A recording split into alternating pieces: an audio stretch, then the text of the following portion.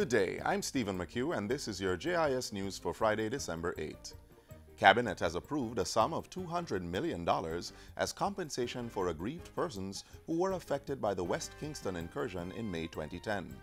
The compensation amount was disclosed by Minister of Justice Delroy Chuck in the House of Representatives on Wednesday. 73 civilians and a soldier died during the incursion, which was undertaken by security forces to capture Christopher Dudus Coke.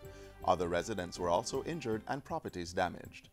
Financial compensation for persons wronged by the state was one of the recommendations of the West Kingston Commission of Inquiry, which was appointed to investigate the operation. A compensation committee was established in October 2016 to investigate all claims brought by aggrieved persons and to determine the compensation payable to injured persons and to the personal representatives of deceased persons in respect of the events of May 2010. Minister Chuck says implementation is at varying stages for the other recommendations from the Commission of Inquiry. Minister of Finance and the Public Service Audley Shaw says the government is paving the way for the growth of the business process outsourcing BPO industry. He says the industry now employs over 26,000 Jamaicans with plans to push that figure to at least 100,000 workers.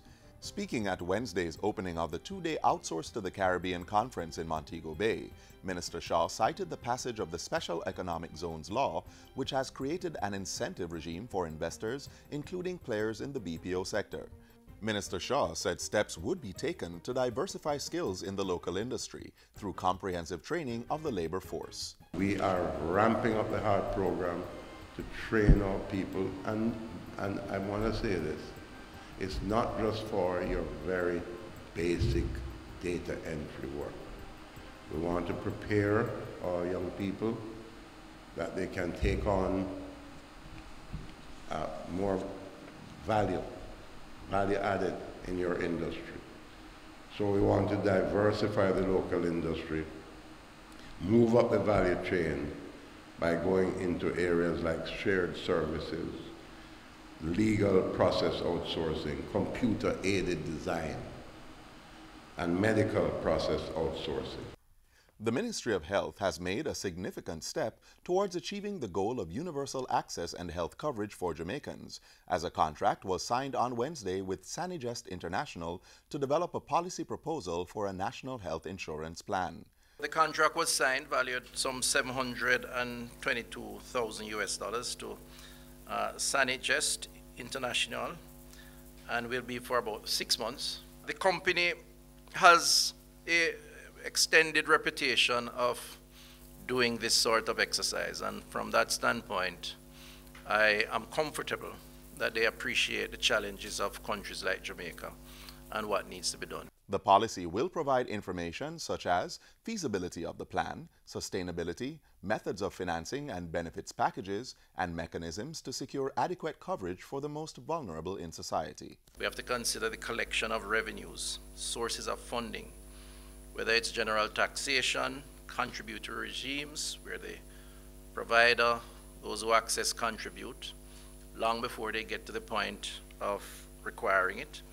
The new West End Infant School in Negril, Westmoreland was officially opened this week. It is valued at over $111 million and was established by the Chase Fund and the Sandals Foundation. The school, which can accommodate 160 students, commenced classes in September 2017. It is equipped with 8 classrooms and resource areas, staff and student bathrooms, a sick bay, administrative office, and a kitchen. At the opening, Education Minister Senator Ruel Reid urged other entities to partner with government to develop more early childhood institutions.